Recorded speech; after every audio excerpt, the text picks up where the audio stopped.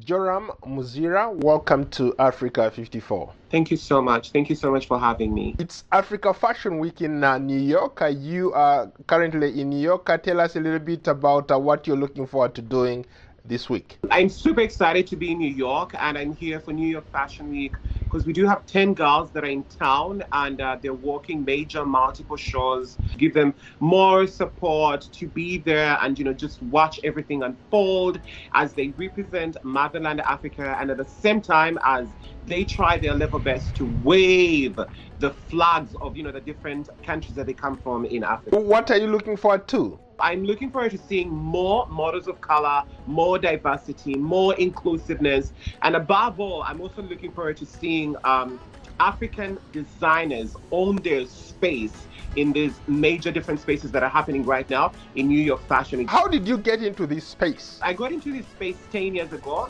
when I started my company, which is JMM.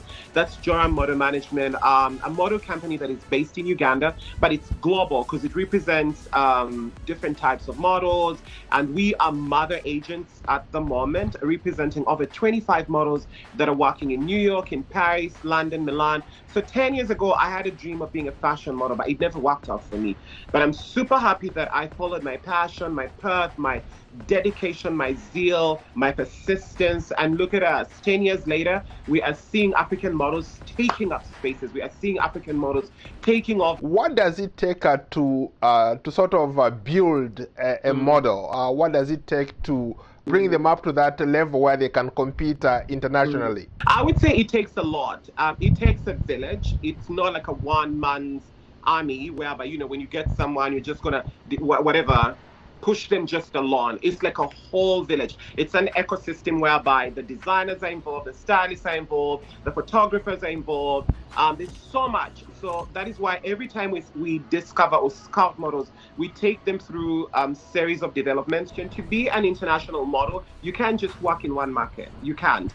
The biggest markets right now are New York, Paris, London, and Milan. Those four. Of course, there's like subsidiary markets like Spain, there's Germany, but the top four are the ones that literally rule the world. So that is why every time we are grooming, developing models and placing them internationally, we're always looking at those top four markets. How about Africa? You just talked about the four major markets, but Africa is up and upcoming. You have a lot of serious designers are coming from the continent. The models that you're talking about are coming from the continent. We don't have the resources that all these major global fashion capitals of the world do have, because man, when you come to New York, like fashion here is billions and billions and billions of dollars. Same thing with Paris, with Milano, with London. But in Africa, it's just kicking off. Let's be realistic. The markets that are doing the markets that I would say are doing great are South Africa. South Africa is doing really, really, really well.